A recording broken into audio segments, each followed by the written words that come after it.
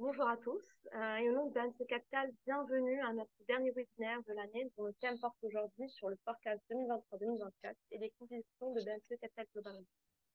Donc, comme à l'accoutumée, notre présentation vous projettera une nouvelle prévision actualité concernant bien sûr les principaux agrégats des sociétés cotées à la Bourse de Casablanca, tant pour 2023 que pour 2024, avant finalement de se focaliser sur des valeurs, selon nous, sont porteuses de potentiel à court et moyen.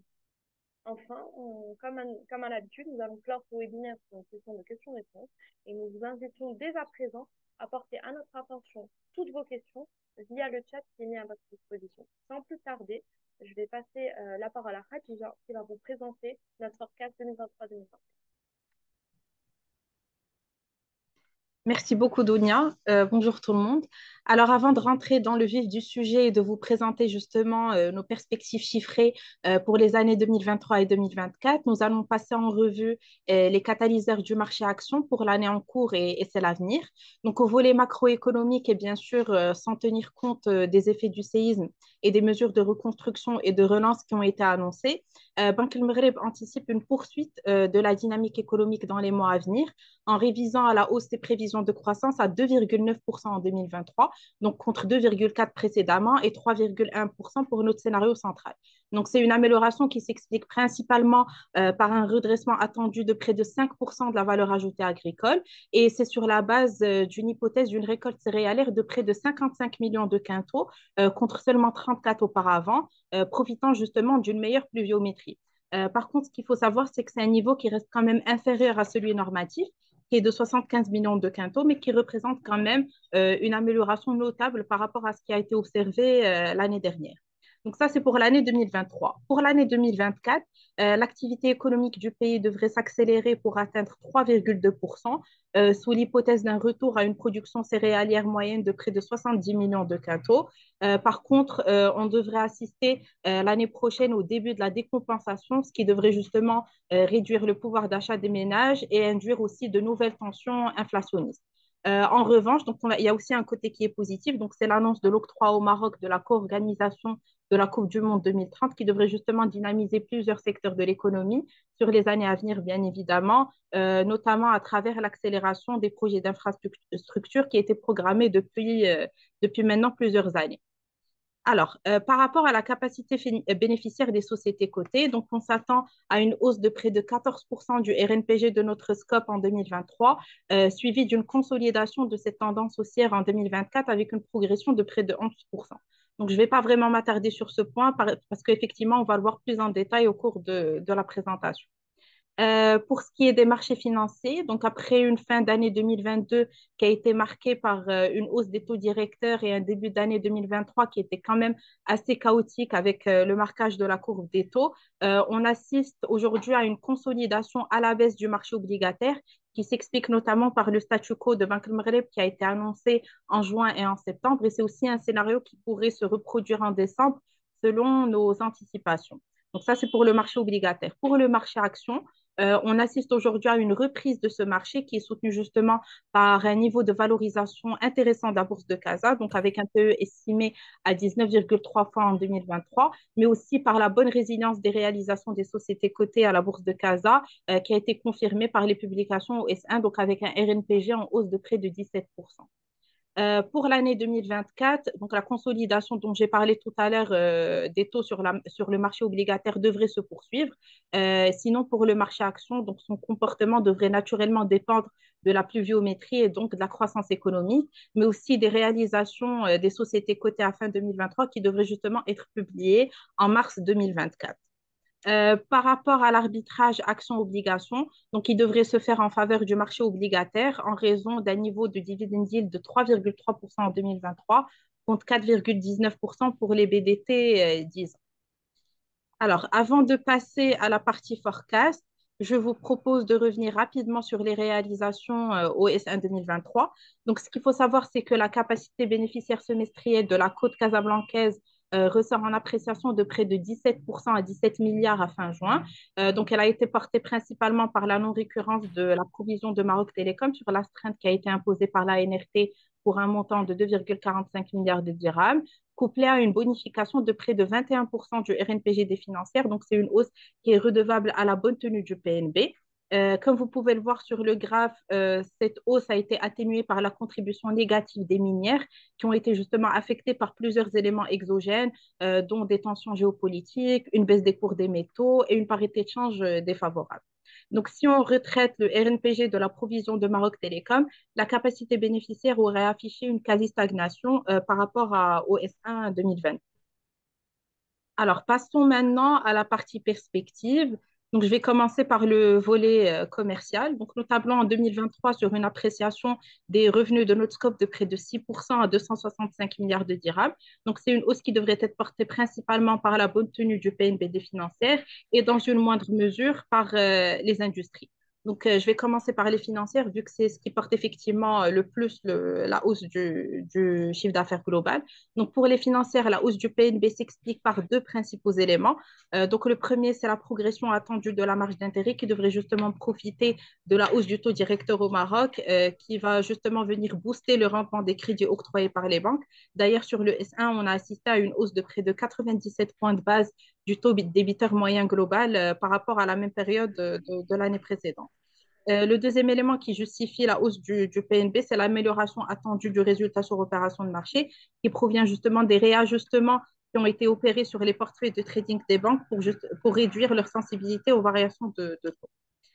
Sinon, par rapport à la hausse des revenus des industries, donc elle est redevable principalement à la belle vie, avec un top line prévisionnel en bonification de près de 21% à 17 milliards de dirhams, qui est porté par l'effet périmètre des nouveaux magasins qui ont été mis en service en 2022, mais aussi par la poursuite de la stratégie de croissance organique, donc avec l'ouverture attendue d'une vingtaine de points de vente au S2 de 2023.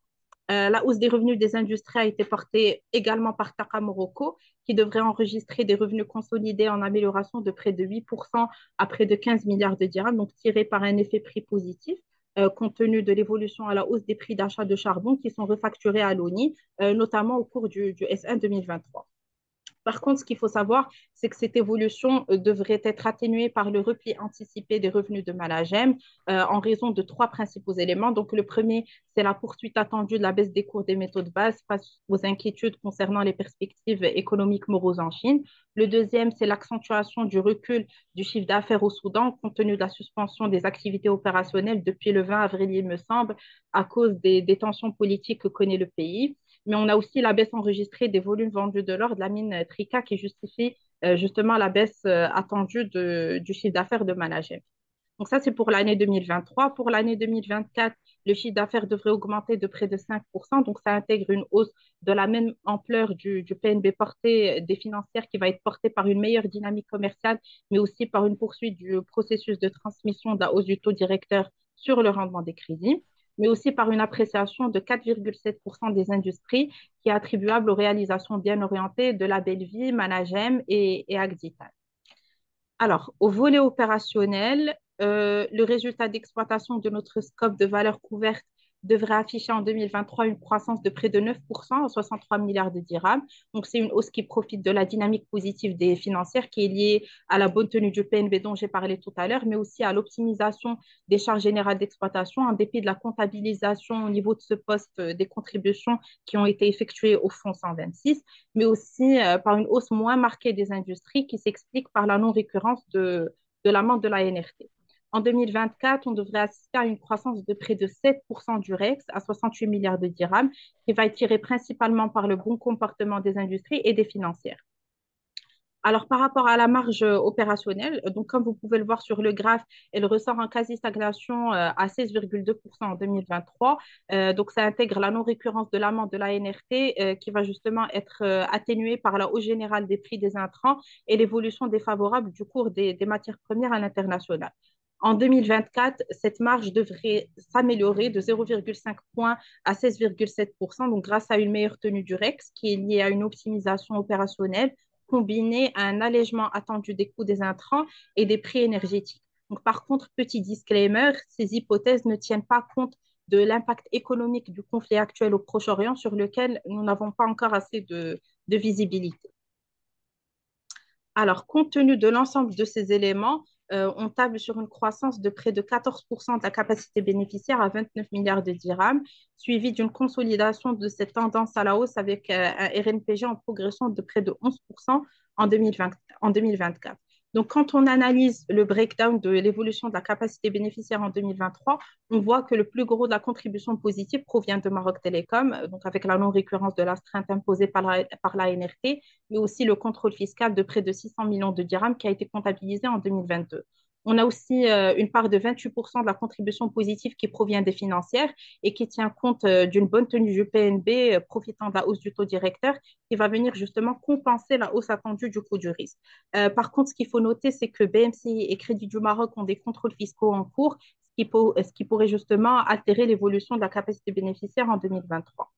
On peut voir également sur le graphe que cette contribution positive devrait être partiellement limitée par un recul attendu du RNPG de Managem, donc suite à la baisse des cours des métaux de base, mais aussi à l'impact de la suspension des activités opérationnelles au Soudan, sur l'activité or, bien sûr. On a aussi une contribution négative qui provient de Taqa Morocco en raison d'un recul du RNPG de près de 12% qui s'explique par la baisse attendue du REX, compte tenu d'une position défavorable en termes d'indexation de l'indice API2 et qui est couplée à la constatation d'une perte de change exceptionnelle suite à l'évolution défavorable de la parité USD-MAD. Donc, si on retraite le RNPG des éléments exceptionnels qui ont affecté le RNPG de Maroc Télécom en 2022 pour près de 3 milliards de dirhams, la masse bénéficiaire de notre scope devrait progresser de près de 2% en 2023. Alors, compte tenu de l'évolution favorable de la capacité bénéficiaire, mais aussi de celle des cours boursiers, notre scope devrait traiter à des niveaux de valorisation de 19,3 fois en 2023 et de 17,4 fois en 2024. Donc, c'est le niveau le plus bas sur les 5 dernières années, comme vous pouvez le voir sur le graphe.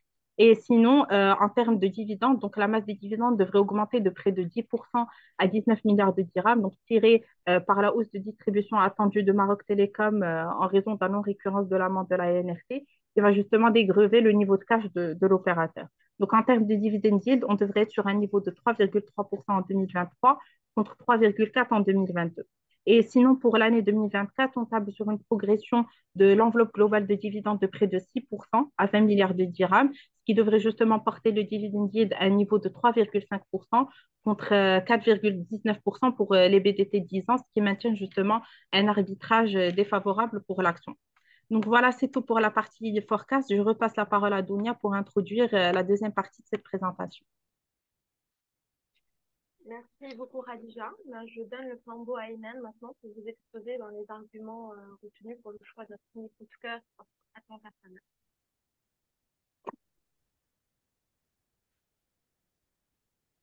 Merci Donia. Bonjour à tous. Il y a un écho.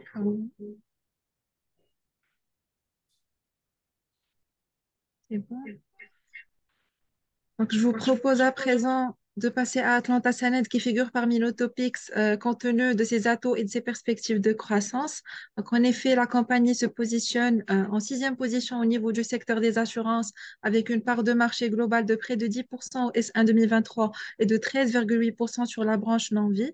Donc, notre opinion positive s'explique par différents éléments, à savoir la politique d'assainissement mise en place par la compagnie qui lui permet d'afficher un SURP non-vie très compétitif, soit un niveau de 69% au S1 2023 contre une moyenne du secteur coté de 71,4% euh, pour la même période.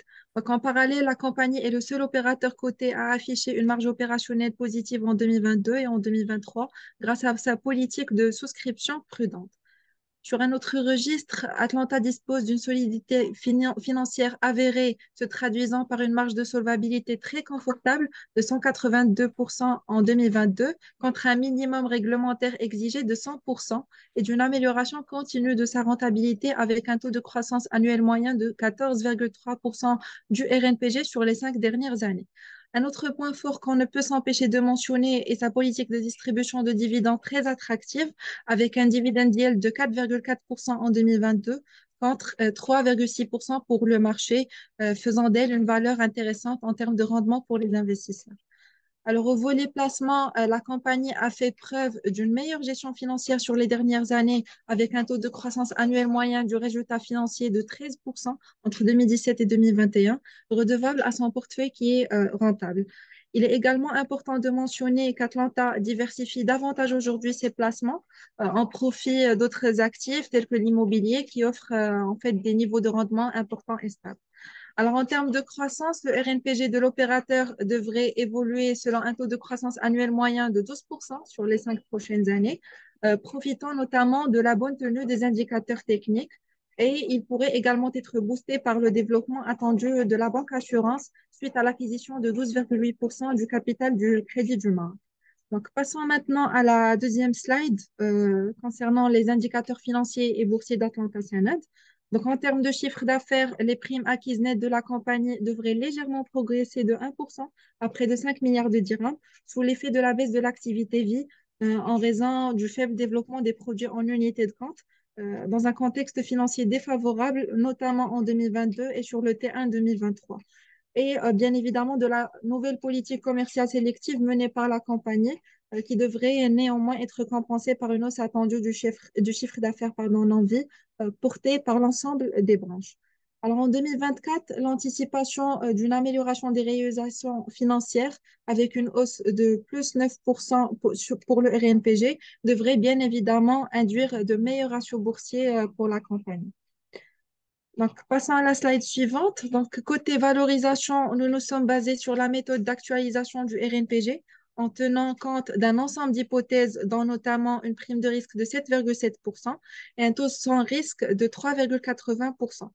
Et donc, compte tenu des éléments précités et d'un taux de croissance annuel moyen attendu du RNPG entre la période 2022 et 2027 de 12%, nous recommandons d'acheter la valeur dont le cours cible ressort à 150 dirhams avec un PE cible en 2013 de 17,3 fois, confirmant ainsi notre opinion positive sur la valeur en raison des perspectives prometteuses qui devraient se présenter pour elle.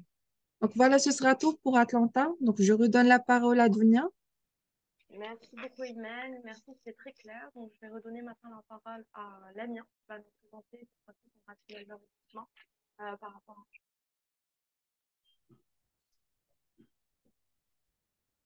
Merci Dunia.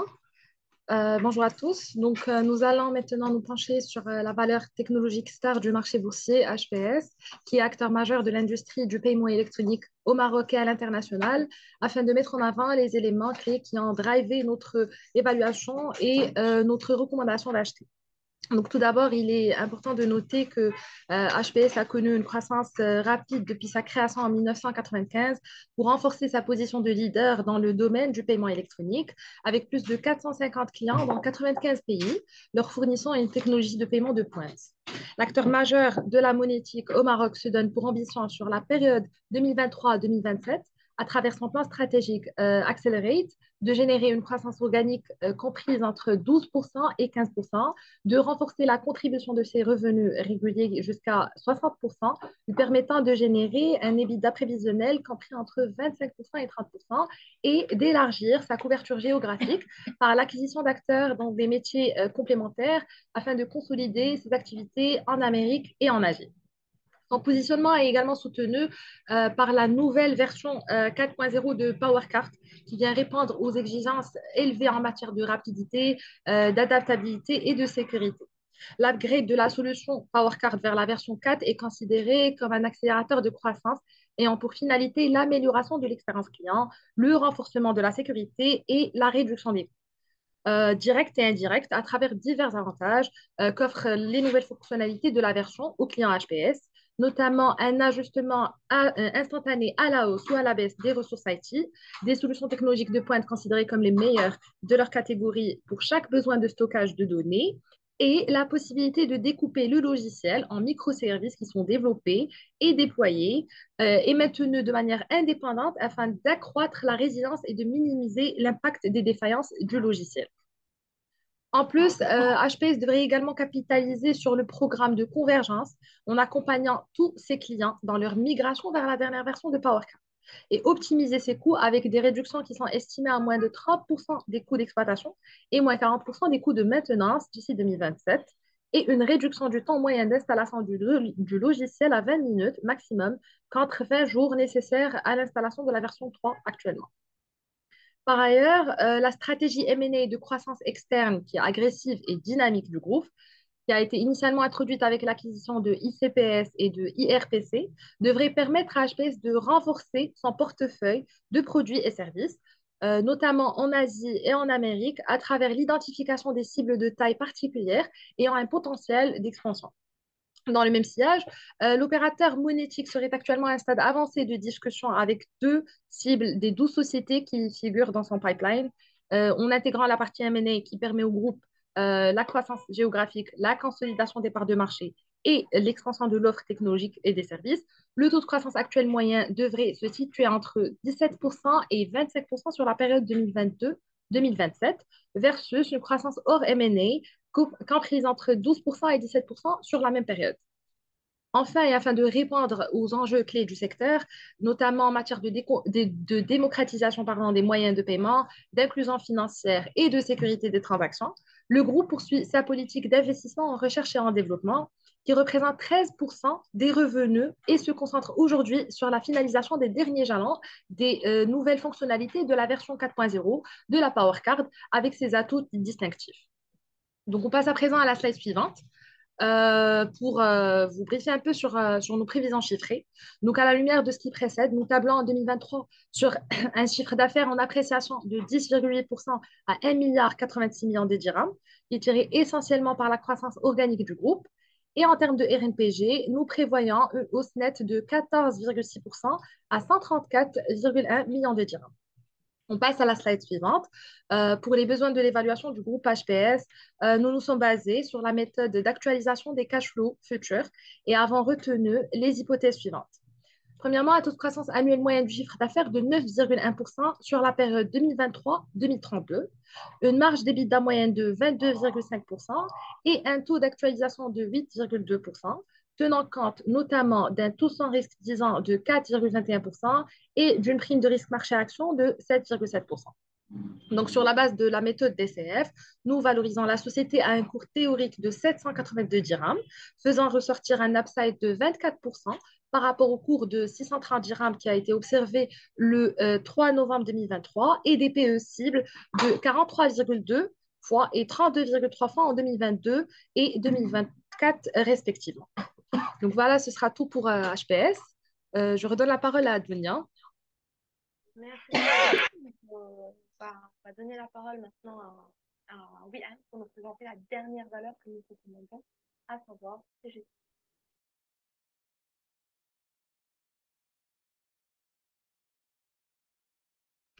Merci Donia, bonjour à tous. Donc maintenant, on cap sur le secteur du BTP avec TGCC. Dans les perspectives de croissance semblent assez positives en dépit du contexte actuel en reconstruction et ce pour différents facteurs que je vais tenter de vous expliciter par la suite. Alors tout d'abord, notre conviction d'investir dans TGCC est basée sur deux éléments principaux, j'ai envie de dire. D'une part, une stratégie de diversification qui est bien rodée de l'opérateur et qui est articulée autour des prestations pour des activités de travaux publics ou encore de la promotion immobilière, et aussi son positionnement sur des niches diversifiées et stratégiques pour le royaume. J'entends par là les secteurs de la santé ou encore de l'éducation. Il faut savoir que TGCC, en effet, dans ce sillage-là, devrait appréhender ce S2 de l'année avec un carnet de commandes solide, s'établissant à un niveau historique donc, de 8,3 milliards à fin juin 2023. D'une part. D'autre part, c'est aussi la stratégie d'expansion renforcée pour tirer davantage profit des opportunités qui se présentent en Afrique. Il faut savoir que grâce à sa performance commerciale solide, les filiales internationales du groupe ont d'ores et déjà commencé à enregistrer une augmentation significative de leur carnet de commandes. Alors, de plus, un autre facteur qui est important pour le constructeur, le fait qu'il devrait également bénéficier de l'activité de nouvelles implantations. J'entends par là TGCC Libye qui a été créé en 2023 pour notamment consolider son expansion régionale ou encore TGCC présent en Guinée qui a été créé vers fin novembre de l'année 2022 dans l'ambition de s'imposer comme une entreprise de construction locale de référence. Ça, c'est d'une part. D'autre part, on a aussi l'implantation en France, notamment à travers la TGCC Développement qui est responsable de tout ce qui est ensemble du développement des projets du constructeur à l'international. Dans ce siège-là, donc, c'est important de noter aussi que TICC entend s'appuyer sur son expérience, sur son expertise, pour acquérir notamment une notoriété pour se positionner en tant qu'acteur incontournable en Afrique de l'Ouest, où vraiment tout reste à faire. Toutes les perspectives devraient produire des résultats à moyen et long terme et seraient beaucoup plus réalisables, bien sûr, dans un contexte économique et sectoriel beaucoup plus favorable. Alors, toujours dans cette même slide, troisième bloc de la slide, et une autre raison pour laquelle on recommande d'investir en fin de compte dans TGCC à plus long terme, c'est le contexte local sectoriel qui semble redevenir favorable pour l'ensemble des activités du BTP, et ce grâce à quatre facteurs principaux qu'on va essayer de survoler donc, par la suite. Alors tout d'abord, d'une part, l'opérationnalisation du nouveau dispositif d'aide au logement qui a été tant attendu et qui est prévu dans la loi de finances 2024 pour restimuler justement la demande en biens immobiliers. Il faut savoir que ce programme laisse vraiment présager un nouveau cycle aussi pour le secteur immobilier pour les années 2024-2025 et pourrait induire d'une part le développement d'infrastructures dans les nouvelles zones qui sont aménagées, incluant tout ce qui est établissement universitaire, hébergement touristique ou encore les infrastructures de santé, mais aussi redynamiser l'immobilier, impactant ainsi l'activité de TGCC, de notre constructeur. Deuxième facteur clé, la mise en place du programme de reconstruction post-séisme qui a été annoncé par les pouvoirs publics pour une enveloppe de 120 milliards à déployer sur une durée de 5 ans et qui englobe quatre composantes, dont notamment la réhabilitation des infrastructures et la mise à niveau des territoires. Troisième facteur important à pointer du doigt, c'est la relance des grands projets de développement structurants, avec notamment l'extension du port Phosphati de l'Aïou, la construction du port à Nador et à Dakhla Atlantique, et aussi la construction de 20 barrages et des stations de dessalement prévues notamment dans le cadre du programme national d'eau et d'irrigation 2020-2027. Et finalement, bien sûr, l'annonce de l'organisation de la Coupe du Monde 2030 qui devrait nécessiter une augmentation très significative des infrastructures sportives, hôtelières, aéroportuaires, routières ou encore routières à l'échelle nationale. Alors, deuxième slide, cette fois-ci par rapport au volet boursier. La valeur traite aujourd'hui à un cours de 175 dirhams. En termes de prévisions chiffrées, on table sur une hausse de son chiffre d'affaires en 2023 de 18% à 6 110 millions de dirhams, reflétant d'une part la forte dynamique commerciale de l'opérateur, les performances des filiales nationales de TGCC, mais aussi la poursuite de l'expansion du constructeur à l'échelle internationale. Par rapport au RNPG, on table sur une progression de 28% à 315 millions de dirhams, établissement amenant ainsi la marge nette à un niveau de 5,2 contre 4,8% en 2022. Et finalement, pour la dernière slide, pour revenir sur la valorisation de TGCC, on table, après avoir bien sûr effectué le travail sur la base de la méthode ADCF, pris en considération les hypothèses que vous avez sur la slide, on aboutit à un cours cible de 191 dirhams, soit un upside de 9,1%, et ce qui nous amène à dire qu'on recommande le titre à l'achat. Donc voilà, ce serait tout par rapport à TGCC. Je redonne la parole à Donia. Merci beaucoup, Wim. Donc, du coup, on va passer, on vient de terminer la partie présentation du webinaire, donc on va passer à la question directement. Donc, juste pour vous rappeler, il y a un chat qui est ouvert et qui attend justement pour vos questions.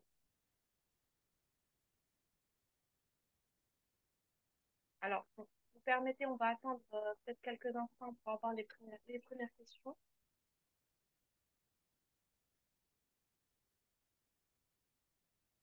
Bon, bah, on en a déjà eu.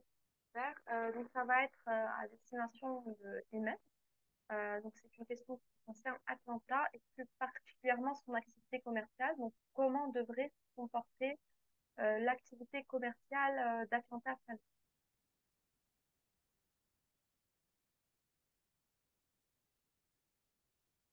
Merci, Dounia.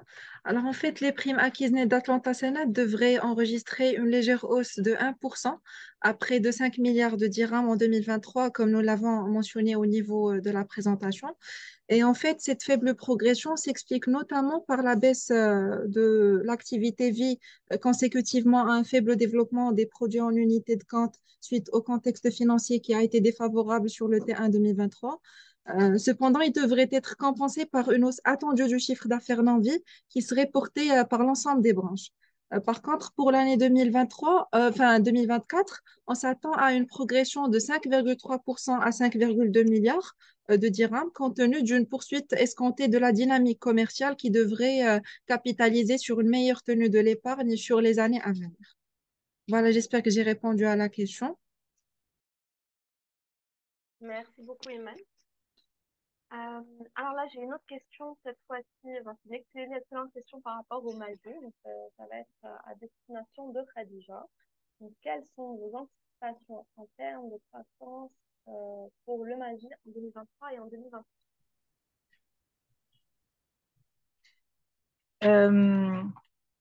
Euh, pour l'année 2023, donc pour le MASI et toutes choses égales par ailleurs, bien sûr, le MASI devrait clôturer l'année sur une évolution qui est similaire à celle qu'on observe en ce moment. Pour l'année 2024, par contre, je pense qu'il est difficile de se prononcer sur l'évolution du MASI parce qu'effectivement, elle devrait dépendre de différents éléments, dont la pluviométrie, qui, comme vous le savez, est le principal driver de la croissance économique, mais aussi de la publication des réalisations des sociétés cotées à fin 2023, qui devrait justement se faire en mars 2024. Donc voilà, j'espère avoir répondu à la question. Merci beaucoup, Khadija, c'est très clair. Donc, du coup, là, j'ai, je pense, une question par rapport à destinée à l'AMIA, par rapport à HPS. Donc, quelle est votre position par rapport aux guidance qui ont été communiqués par le management?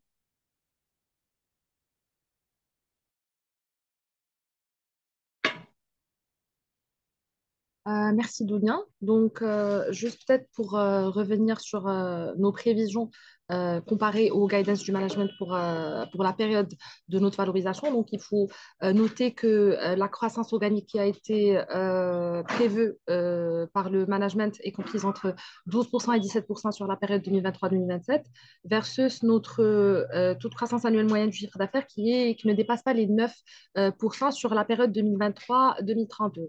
De plus, en termes de marge d'EBITDA, nous prévoyons une marge moyenne de 22,5% versus une marge comprise entre 25% et 30% sur les projections du groupe. Donc, nous sommes conservateurs, on va dire, par rapport aux prévisions du management et on aboutit tout de même à un upside de 24% et une recommandation à l'achat. Voilà, j'espère que j'ai répondu à la question, Dounia. Oui, merci beaucoup. Merci beaucoup, Lamia. Alors, on a encore une question par rapport à Atlanta. Donc, euh, qu'est-ce qui justifie la croissance à deux chiffres du RNTG d'Atlanta Sanad en 2020?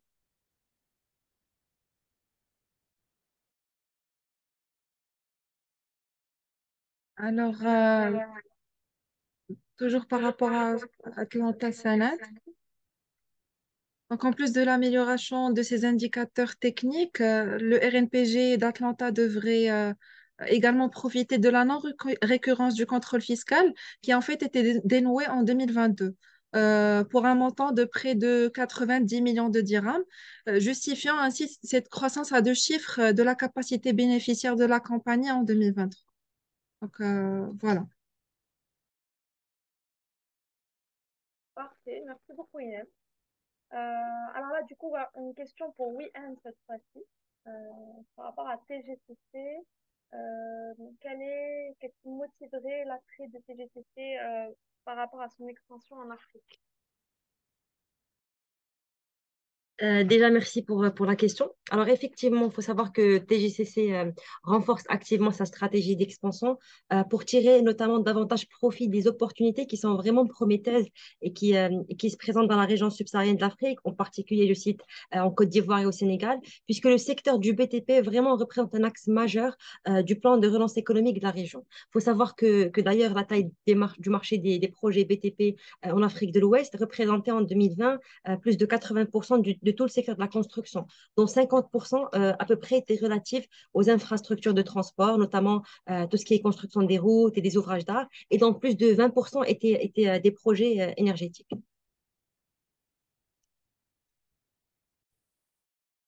Merci beaucoup, WeHand. Donc là, par contre, on a une question, c'est plus simple pour Khadija. Donc c'est par rapport à la hausse attendue du coût du risque en 2023. Pourquoi? Alors, c'est vrai qu'en 2023, on s'attend effectivement à une hausse du coût du risque. Donc, il y a trois principaux éléments qui expliquent cette augmentation. Donc, le premier, c'est la reprise économique qui a été jugée moyenne par certaines banques de la place, qui les a justement poussées à adopter une politique de provisionnement qui est plutôt prudente.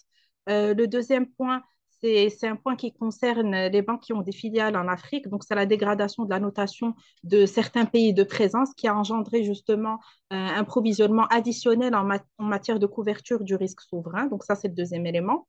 Et le troisième élément, c'est les retombées négatives des crédits oxygène et relance qu'on observe apparemment aujourd'hui. Donc voilà, c'est les trois éléments qui justifient cette hausse du coût du risque en 2023.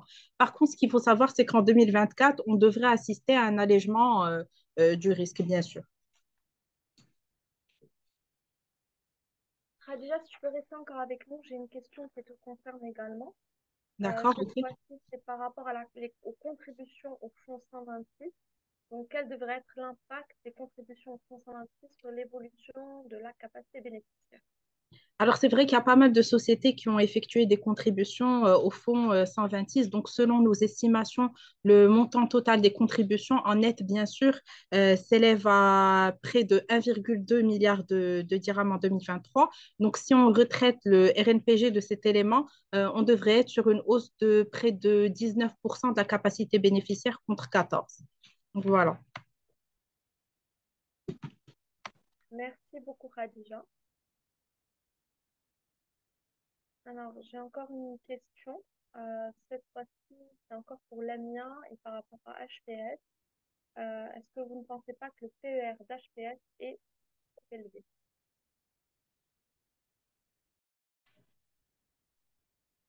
Oui, Donia. Donc, par rapport au PER, il faut juste noter que HPS a toujours traité à des niveaux de valorisation qui sont élevés, à des niveaux qui ont commencé à dépasser les 20 fois à partir de 2019.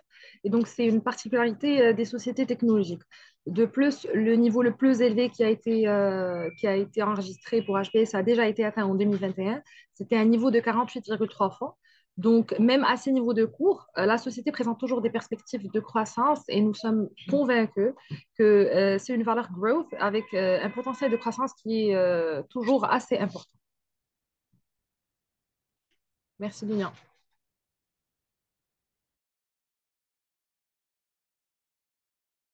Merci beaucoup, Lamia. On va peut-être attendre un peu, voir s'il y a une dernière question.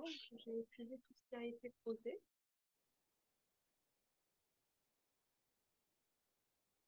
Bon, bah, s'il n'y a pas d'autres questions, bah, mesdames et messieurs, je pense que le temps imparti à ce webinaire est maintenant épuisé. Merci d'avoir été si nombreux à y avoir participé. Merci pour vos questions qui nous ont permis justement d'étoffer l'échange de façon générale. Donc, bien évidemment, vous pouvez retrouver cette présentation ainsi que l'enregistrement de cette présentation de ce webinaire à partir dès demain sur notre plateforme www.bmccapitalglobal.com. Donc, je vous souhaite une excellente journée et à très bientôt.